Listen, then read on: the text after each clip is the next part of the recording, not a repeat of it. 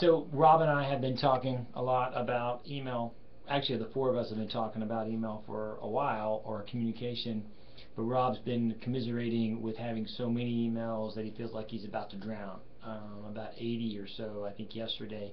And I wrote him back and I said, well, I sent out 50 plus emails on Monday, 30 something on Tuesday. I'm contributing to the problem.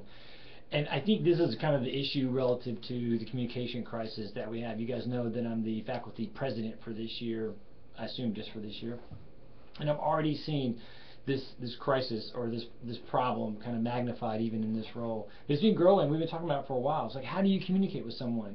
How do you communicate with someone who won't read what you communicate? How do you even know that they've seen it? You don't even know that they've seen it, right? So you're sending something going, cool, now they know, I'll wait for a reply. Hello? Crickets, crickets, crickets, and it doesn't come. But they may not even seen it. In fact, I'm convinced with the smartphone, we now have entered a new phase, or a new problem with what I'm calling the scroll down effect. That if somebody sees it when it's right there, they read it. But if they've got to scroll 4 or 5, and if you're getting 70 emails like Rob, and you're looking at your phone, you're probably not scrolling back even to yesterday. You're just looking at now. So then you don't see it, it kind of disappears.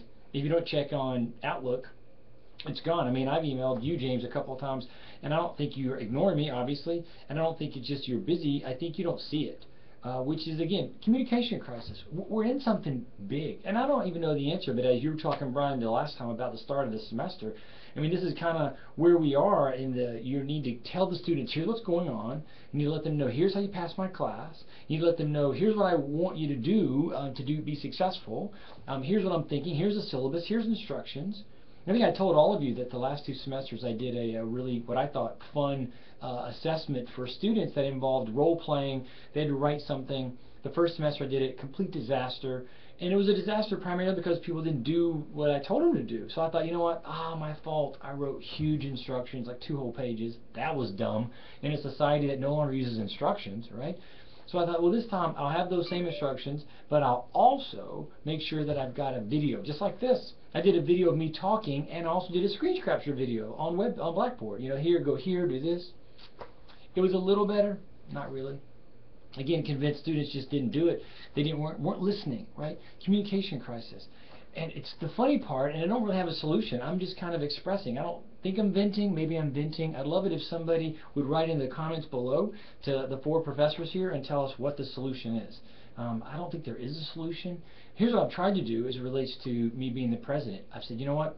I'm going to go places. I'm going to talk to people face to face. I'm going to try to use video like this, though I haven't done that as far as the president goes. I got to send some emails. I'm going to write letters. I've written about 10 cards. I'm going to try to write every professor. I don't think I will, because I don't know every professor, so eventually if I wrote them, they'd be like, who is this guy? Why is he writing me? But as I hear cool things, I'm trying to write people and say, hey, I heard this cool thing about you. And I'm trying to use the phone. That's amazing, right? The phone? Kind of funny, right? You don't even think why we even have this. And you know what? Back to Rob trying to have the 75 or 80 emails. On Monday, I probably called about 10 people, 10, 12 people. No answer. I know they weren't looking and going, ooh, Carl, not answering him. They just weren't there. So it's like we're into this stage where if I email you, it overwhelms your system. You might not even read it or see it. So now I'm on the other end waiting for an answer. I had I'm looking at my to-do list right here on my desk from Monday. I had about 15 things. I thought I could do them all Monday. What a foolish boy I am. But several I thought I could have gotten to for sure, right? I think I got 3 or 4 because I'd go, oh, I need to ask this person the answer to this question. And then they wouldn't answer me, right? No email response. And then I'd call and I'd say, well, let's not do email. Let's call. No answer. It's amazing. And so you say, well, I can't email you, right? But I can't even really call you. I don't know what we do with that. Yesterday and Friday, I went to division meetings. We have our professors in groups, so I thought I'll go face to face, and that was good, right? But it's a one-off, right? I go once, I have 20 minutes, I tell them one thing that I know is happening. They've told me a couple of things they're wanting to know more info about, and that's it. That's not really communication, right? I don't know. It's so strange trying to think about how we're going to go forward as a society. I mean, even if we split into 5 different colleges or 3 different colleges, East and West and Osceola are so big. I'm here on Building 8. Rob's over in Building 2. We don't see each other unless we go see each other, right? And I've walked this, for the first 2 weeks, I've been walking campuses all the time, all around West, all around, East, and I've walked around Lake Osceola, and people aren't in the room, which of course makes sense. They're teaching and doing stuff. They're not there. You can't talk to them. That's why I'm calling it a communication crisis. Because if you say, hey, look, this is an important piece of information I want you to know about, people don't know. We're making a big change to our communication through one of our online tools, right?